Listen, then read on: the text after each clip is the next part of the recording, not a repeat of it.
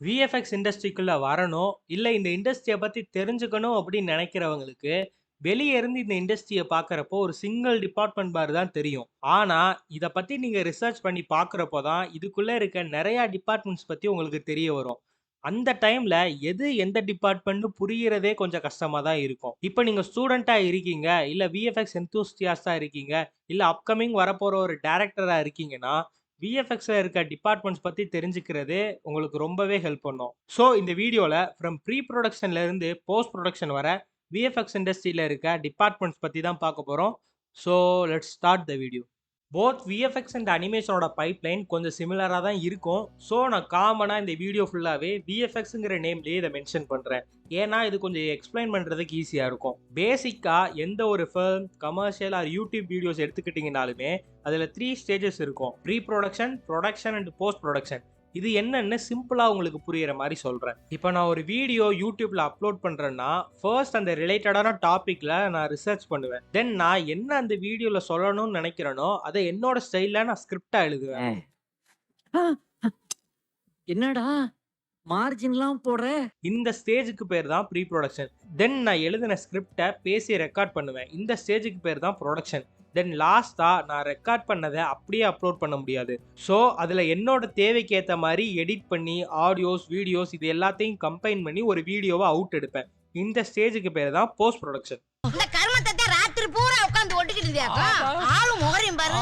இந்த 3 ஸ்டேஜஸ் தான் எவ்ளோ பெரிய புரொடக்ஷனா இருந்தாலும் இருக்கும். மேபி அவங்க பண்ற வொர்க்ஸ் வேணா டிஃபரெண்ட்டா இருக்கும். ஆனா இந்த ஸ்டேஜஸ் இது 3 தான். இதே தான் விஎஃப்எக்ஸ் இண்டஸ்ட்ரிக்கும். ப்ரீ புரொடக்ஷன், புரொடக்ஷன், போஸ்ட் புரொடக்ஷன்னு 3 ஸ்டேஜஸ் விஎஃப்எக்ஸ்க்கும் இருக்கு. இந்த 3 ஸ்டேஜஸ்ல இருக்க டிபார்ட்மெண்ட்ஸ ஈஸியா அண்டர்ஸ்டாண்ட் பண்ணிக்கிறதுக்காக, நான் இந்த ஃபீல்ட்ல ஸ்டார்ட் பண்றப்போ நான் கேட்ட ஒரு எக்ஸாம்பிள வச்சு எக்ஸ்பிளைன் பண்றேன். Puppet dance. பப்பட் டான்ஸ வச்சு இத ஃபுல்லா எக்ஸ்பிளைன் பண்றது கொஞ்சம் கஷ்டம் தான். ஆனாலும் இது ஒரு நல்ல எக்ஸாம்பிளா இருக்கும். ஃபர்ஸ்ட் நம்ம ப்ரீ புரொடக்ஷன்ல இருந்து ஸ்டார்ட் பண்ணலாம். ப்ரீ புரொடக்ஷன்ல மெயினா 2 டிபார்ட்மெண்ட்ஸ் இருக்கு. இது புரொடக்ஷனுக்கு ஏத்த மாரி 2 பெர்சனாவும் இருக்கும், இல்ல 2 டீமாவும் இருக்கும்.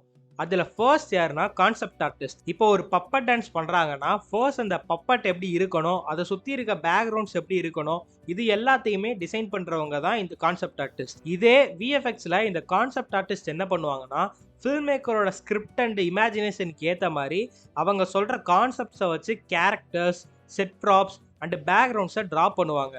இந்த கான்செப்டை வச்சு தான் இதுக்கு அடுத்து வர பைப்லைனில் இருக்க எல்லாருமே ஒர்க் பண்ணுவாங்க. அடுத்து ப்ரீ விசுவலைசேஷன் ஆர்டிஸ்ட். ஒரு ஷாட்டை எந்த மாதிரி எடுக்க போகிறோம், ஃபைனல் மூவியில் அந்த ஷாட் எந்த மாதிரி வரும், இது மாதிரி எல்லாத்தையுமே முன்னாடியே பார்க்கறதுக்காக 2Dலேயோ இல்லை 3Dலேயோ இதை ப்ரீ விசுவலைசேஷன் ஆர்டிஸ்ட் பண்ணுவாங்க. இந்த ப்ரீ விசுவலைசேஷனில் இருக்க மாதிரியே கேரக்டர்ஸோட மூவ்மெண்ட் ஃபைனல் அவுட்ல இருக்காது. கொஞ்சம் டிஃபரன்சஸ் இருக்கும். ஏன்னா இது கொஞ்சம் ரஃபா டிராவர் அனிமேட் பண்ணியிருப்பாங்க. ஆனால் அதில் இருக்க கேமராஸோட பொசிஷன்ஸ், கேமரா ஆங்கிள்ஸ், அப்புறம் லைட்டிங் இது எல்லாமே மேக்ஸிமம் கொஞ்சம் சிமிலராக தான் இருக்கும். இந்த 2 டிபார்ட்மெண்ட் தான் மெயினா விஎஃப்எக்ஸ் அண்ட் அனிமேஷனுக்கு ப்ரீ ப்ரொடக்ஷன்ல வரும். இதுக்கு அடுத்த ஸ்டேஜ் ப்ரொடக்ஷன். ப்ரொடக்ஷனை பொறுத்தளவுக்கு ஆன் செட்ல ஷூட் பண்றப்பவும் ஒர்க் பண்ணுவாங்க. ஸ்டூடியோஸ்குள்ளேயும் பர்டிகுலர் டிபார்ட்மெண்ட் ப்ரொடக்ஷன்ல ஒர்க் பண்ணுவாங்க.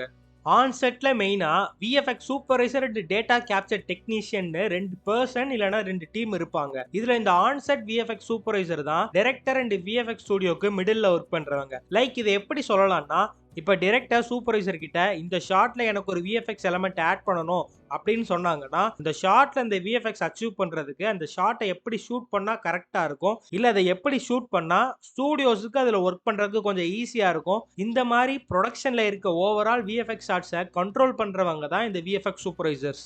அடுத்து டேட்டா கேப்சர் டெக்னீஷியன்ஸ். இவங்க என்ன பண்ணுவாங்கன்னா, ஆன் செட்ல ஷூட் பண்றப்போ போஸ்ட் ப்ரொடக்ஷன்ல ஒர்க் பண்றவங்களுக்கு என்னென்ன டேட்டாலாம் ஆன் செட்ல இருந்து தேவைப்படுதோ அதையெல்லாம் கலெக்ட் பண்ணி ஸ்டூடியோஸ்க்கு சென்ட் பண்ணுவாங்க. அவங்க கலெக்ட் பண்ற டேட்டாஸ்லாம் எந்த மாதிரி இருக்கும்னா, என்ன கேமரா யூஸ் பண்றாங்க, என்ன லென்ஸ் யூஸ் பண்றாங்க, என்ன அப்பேச்சர், என்ன ஃபோக்கல் லென்த்ல யூஸ் பண்றாங்க, ஃபில்டர் போட்டிருக்காங்களா, அங்க இருக்க டெம்பரேச்சர் எப்படி இருக்கு, லைட்டிங் எப்படி இருக்கு, அங்க இருக்க ஆப்ஜெக்ட்ஸோட சைஸ் ரெஃபரன்ஸ், இந்த மாதிரி நிறைய விஷயம் இருக்கு. இது எல்லாத்தையும் கலெக்ட் பண்றவங்க தான் இந்த டேட்டா கேப்சர் டெக்னீஷியன்ஸ். ஸோ அப்படியே நம்ம ஸ்டூடியோஸ்குள்ள பார்த்தோம்னா ஃபர்ஸ்ட் மாடலிங் ஆர்டிஸ்ட். இப்போ கான்செப்ட் ஆர்டிஸ்ட் ஒரு ஏலியன் இப்படி தான் இருக்கணும் அப்படின்னு ட்ரா பண்ணி கொடுத்தாங்கன்னா ஏலியனை 3Dல ஸ்கல்ப்டிங் ஆர் மாடலிங் பண்ணி கொடுக்குறவங்க தான் இந்த மாடலிங் ஆர்டிஸ்ட். மாடலிங் பண்ணதுக்கப்புறம் அந்த மாடலோட ஸ்கின் இந்த கலரில் இருக்கணும், அது போட்டிருக்க கிளாத்தில் இந்த பேட்டர்ன் இந்த கலரில் தான் இருக்கணும், இந்த மாதிரி இருக்க கலர்ஸ் இல்லை பேட்டர்ன்ஸ் எல்லாத்தையுமே டிசைன் பண்ணுறவங்க தான் இந்த டெக்ஸ்சரிங் ஆர்டிஸ்ட். நான் ஃபர்ஸ்ட் சொன்ன எக்ஸாம்பிள் கூட இது ரிலேட் பண்ணி பாருங்க. பப்பட்டை மாடல் பண்ணியாச்சு, அதுக்கப்புறம் அதை டெக்ஸ்சரும் பண்ணியாச்சு. இப்போ இந்த பப்பட்டை டான்ஸ் பண்ண வைக்கணும்னா அதை என்ன பண்ணணும்? அதை மூவ் பண்ண வைக்கணும். அதை மூவ் பண்ணணும்னா சும்மா ரேண்டமான டைரக்ஷன்ல அது மூவ் பண்ணா அது கரெக்டா இருக்காது. இப்போ ஹேண்டுனா அதுக்கு ஹேண்டோட மூவ்மெண்ட் இருந்தால் தான் கரெக்டாக இருக்கும். ஸோ அதை கொண்டு வர்றதுக்காக அதுக்கு ஒரு ஸ்கெலிட்டன் ஆட் பண்ணணும்.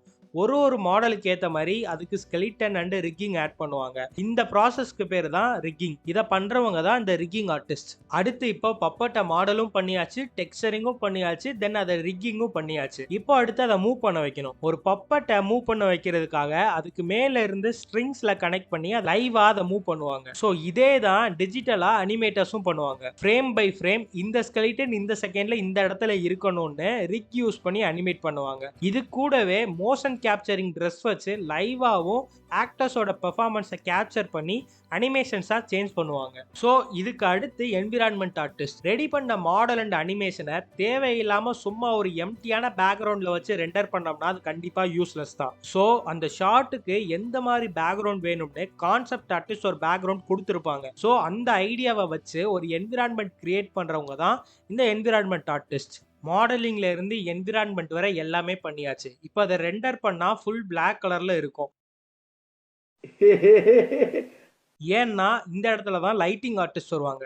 இப்போ ஒரு ஃபுல்லி சிஜி ஷாட்டாக இருந்துச்சுன்னா சிஜி என்விரான்மெண்ட் எந்த மாதிரி லைட்டிங்கில் இருக்கணுமோ அதுக்கு ஏற்ற மாதிரி சீன்ஸை லைட்டிங் பண்ணுவாங்க. இதே ஒரு லைவ் ஆக்ஷன் ஃபுட்டேஜ் கூட ஆட் பண்ணுற ஒரு பர்டிகுலர் சிஜி எலமெண்ட்டை மட்டும் அவங்க லைட்டிங் பண்ணணும்னா ஆன்செட்டில் இருந்து அவங்களுக்கு கிடைச்ச லைட்டிங் ரெஃபரன்ஸ் வச்சு ஆன்செட்டில் இருந்த லைட்டிங்கை இவங்க ரீக்ரியேட் பண்ணுவாங்க. ஸோ இதுதான் மோஸ்ட்டாக லைட்டிங் ஆர்டிஸ்டோட ஒர்க்காக இருக்கும். இது கூடவே லே அவுட் ஆர்டிஸ்டும் இருப்பாங்க. 3D சீன்ஸை ஃப்ரேமிங் பண்றது தான் அவங்களோட ஒர்க்கா இருக்கும். இன்னும் புரியுற மாதிரி சொல்லணும்னா 3D என்விரான்மெண்ட்ல இருக்க வர்ச்சுவல் கேமராவோட பொசிஷன் எந்த மாதிரி இருக்கணும், அப்புறம் அதில் இருக்கிற எலமெண்ட்ஸோட சைஸ் எல்லா ஷாட்லையுமே கன்சிஸ்டண்டா இருக்கா, இந்த மாதிரி இருக்கிற எல்லாத்தையும் செக் பண்ணி மெயின்டைன் பண்றவங்க தான் இந்த லே அவுட் ஆர்டிஸ்ட். ஸோ இதுக்கப்புறம் சிஜி டிபார்ட்மெண்ட்ல பார்த்தீங்கன்னா எஃபெக்ட்ஸ் ஆர்டிஸ்ட் இருப்பாங்க. லைக் எக்ஸ்ப்ளோஷன், சிமுலேஷன்ஸ், அப்புறம் பிசிக்ஸ் ரிலேட்டடான எலமெண்ட்ஸ், இந்த மாதிரி இருக்க எல்லாத்தையுமே கிரியேட் பண்றவங்க தான் இந்த எஃபெக்ட்ஸ் ஆர்டிஸ்ட். பிரம்மாஸ்திர மாதிரி மூவி பார்த்துருந்தீங்கன்னா அதுல எஃபெக்ட்ஸ் ஆர்டிஸ்ட் ரொம்பவே டாமினேட் பண்ணியிருப்பாங்க. ஸோ நான் இந்த ஸ்டூடியோஸ்குள்ள மென்ஷன் பண்ண most of the departments pre ப்ரொடக்ஷன்ல இருந்து போஸ்ட் ப்ரொடக்ஷன் வர ஒரு ஃபிலிம்க்கு ஏற்ற மாதிரி ஒர்க் பண்ணுவாங்க. லைக் இப்போ மாடலிங் அண்ட் டெக்ஸ்சரிங் ஆர்டிஸ்ட் எடுத்துக்கிட்டிங்கன்னா ஆன்செட் போகிறதுக்கு முன்னாடியே கான்செப்ட் ஆர்டிஸ்ட் கூட சேர்ந்து ஒர்க் பண்ணி ஒரு டாயை மாடல் ரெஃபரன்ஸ்க்காக ஆன்செட்டில் யூஸ் பண்ணுறதுக்காக சென்ட் பண்ணுவாங்க. தென் எஃபெக்ட்ஸ் டிபார்ட்மெண்ட்லாம் மோஸ்ட்டாக எடுத்துக்கிட்டிங்கன்னா போஸ்ட் ப்ரொடக்ஷனில் தான் பண்ணுவாங்க. ஆனால் சம்டைம்ஸ் ரொம்ப ரேராக தான் அதை ப்ரொடக்ஷனில் யூஸ் பண்ணுவாங்க. ஸோ இதுக்கப்புறம் லாஸ்ட்டாக ஃபுல் அண்ட் ஃபுல் போஸ்ட் ப்ரொடக்ஷனில் மட்டும் இருக்க மாதிரி டிபார்ட்மெண்ட்ஸ்னு பார்த்தீங்கன்னா rotoscoping, paint and prep, match move, compositing. இப்போ ஒரு ஷாட்ல ஃப்ரண்ட்ல இருக்க கேரக்டருக்கு பின்னாடி ஒரு சிஜி எலமெண்ட்டையோ இல்லை வேற இடத்துல இருந்து ஷூட் பண்ண ஒரு எலமெண்ட்டையோ ஆட் பண்ணணும்னா ஃபர்ஸ்ட் அந்த ஃபுட்டேஜில் இருக்க கேரக்டரை தனியாக கட் பண்ணி எடுத்துட்டு அந்த பேக்ரவுண்ட் எலமெண்ட்டை ஆட் பண்ணணும். அதுக்கப்புறமா அதுக்கு மேலே நம்ம கட் பண்ண கேரக்டரை அகைன் திருப்பி அது மேலே வைக்கணும். நம்ம ஏன் இதை பண்ணணும்னா நம்ம கேமராவில் ஷூட் பண்ணுறது 3D சீன்ஸ் கிடையாது, ஜஸ்ட் ஒரு 2D ஃப்ரேம்ஸ் தான். சப்போஸ் இப்போ நம்ம அதை கட் பண்ணாமல் அதை ஆட் பண்ணோம்னா அந்த கேரக்டரை நம்ம ஆட் பண்ணுற பேக்ரவுண்ட் ஓவர்லேப் பண்ணி தெரியும். ஸோ இந்த கட் பண்ணுற ப்ராசஸ்க்கு பேர் தான் ரோட்டோஸ்கோப்பிங். அதை பண்ணுறவங்க தான் ரோட்டோ ஆர்டிஸ்ட். அடுத்து பெயிண்ட் அண்ட் ப்ரெப் ஆர்டிஸ்ட். மோஸ்ட்டாக ஆக்ஷன் சீக்வன்ஸ் அப்புறம் ஸ்டன்ட் சீக்வன்ஸ் தான் பார்த்தீங்கன்னா அதில் இருக்க ஆர்டிஸ்ட் அங்கே எங்கன்னு பறந்துக்கிட்டே இருப்பாங்க. அதெல்லாம் எந்த மாதிரி ஷூட் பண்ணுவாங்கன்னா ஆர்டிஸ்ட்டுக்கு மேலே ரோப் ஃபிக்ஸ் பண்ணி அவங்கள லிஃப்ட் பண்ணியிருப்பாங்க. ஸோ இந்த மாதிரி இருக்க ரோப்ஸை எல்லாம் போஸ்ட் ப்ரொடக்ஷனில் ரிமூவ் பண்ணுவாங்க. தென் சில ஷார்ட்ஸ்லாம் ஷூட் பண்றப்போ கேமராமேனோட ஷேடோஸை தவிர்க்க முடியாம இருக்கும். ஸோ இந்த மாதிரி இருக்க தேவையில்லாத எலமெண்ட் எல்லாம் ஷார்ட்ல இருந்து ரிமூவ் பண்றவங்க தான் இந்த பெயிண்ட் அண்ட் ப்ரெப் ஆர்டிஸ்ட். அடுத்து மேட்ச் மூவ் ஆர்டிஸ்ட். இப்போ உங்ககிட்ட ஒரு லைவ் ஆக்ஷன் ஃபுட்டேஜ் இருக்கு. அந்த லைவ் ஆக்ஷன் ஃபுட்டேஜ் கூட ஒரு சிஜி எலமெண்ட்டை நீங்க ஆட் பண்ணணும்னா சப்போஸ் அந்த ஷாட்ல எந்த ஒரு கேமரா மூவ்மெண்ட்டும் இல்லாம இருந்தா இது தேவையில்லை.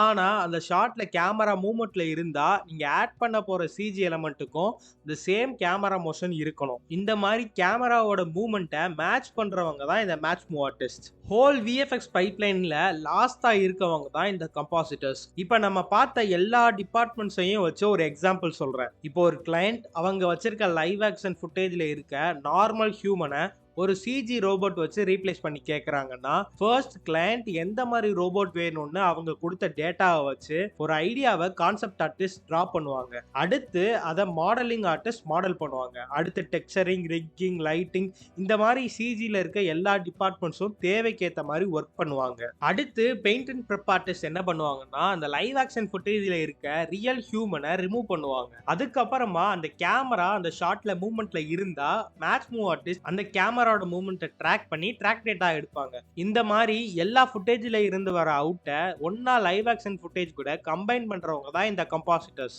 கிட்டத்தட்ட இந்த சேம் டிபார்ட்மெண்ட் தான் அனிமேஷன் மூவிஸ்க்கும் இருக்கும். ஆனா அங்க இந்த ஆர்பிஎம் டிபார்ட்மெண்ட்ஸ்லாம் இருக்காது. Full and full CG department தான் இருக்கும். அது கூடவே சிஜி கம்பாசிட்டர்ஸும் இருப்பாங்க. ஏன்னா சிஜி சீன்ஸ் எல்லாம் சிங்கிள் ஷாட்டா most of the time render பண்ணி எடுக்க மாட்டாங்க. ஈச் எலமெண்ட்டை இண்டிவிஜுவல் ப்ராசஸா தான் ரெண்டர் பண்ணுவாங்க. அப்படி பண்ணாதான் ரெண்டர் பண்ணதுக்கு அப்புறம் அதுல ஏதாச்சும் சேஞ்சஸ் இருந்தா அதை ஈஸியா பண்ண முடியும். ஸோ இந்த ப்ராசஸ் எல்லாம் ஒன்னா கம்பைன் பண்றதுக்காக சிஜி கம்பாசிட்டர்ஸ் இருப்பாங்க. நான் இந்த வீடியோல எக்ஸ்பிளைன் பண்ண எல்லா டிபார்ட்மெண்ட்ஸ்லயுமே ஜூனியர்ஸ், சீனியர்ஸ், லீட்ஸ், சூப்பர்வைசர் இந்த மாதிரி நிறைய பேர் இருப்பாங்க. இதுல நான் மென்ஷன் பண்ண டிபார்ட்மெண்ட்ஸ் தாண்டியுமே நிறைய டிபார்ட்மெண்ட்ஸ் விஎஃப்எக்ஸ் அண்ட் அனிமேஷன் இண்டஸ்ட்ரிக்கு இருக்கு. லைக் இப்போ ப்ராஜெக்ட் மேனேஜ்மெண்ட் எடுத்துக்கிட்டிங்கன்னா VFX producer, production manager, VFX editor, அப்புறம் டெக்னிக்கல் சைடு பார்த்தீங்கன்னா software developer, creator, technical director இந்த மாதிரி நிறைய பேர் இருப்பாங்க. இதெல்லாம் பற்றி இன்னும் டீட்டெயிலாக நீங்கள் தெரிஞ்சுக்கணும்னு நினச்சிங்கன்னா நான் டிஸ்கிரிப்ஷனில் லிங்க் கொடுத்துருக்கேன், அதை செக் பண்ணி பாருங்க. ஸோ அவ்வளோதான் கைஸ் இந்த வீடியோ. இந்த கண்டென்ட் உங்களுக்கு பிடிச்சிருந்தா மறக்காம லைக் பண்ணுங்க. நான் எக்ஸ்பிளைன் பண்ணதுல ஏதாச்சும் உங்களுக்கு டவுட்ஸ் இருந்தா இல்ல நான் சொன்னதுல ஏதாச்சும் தப்பு இருந்தா மறக்காம கமெண்ட் பண்ணுங்க. அடுத்த வீடியோல பார்க்கலாம். சியர்ஸ்.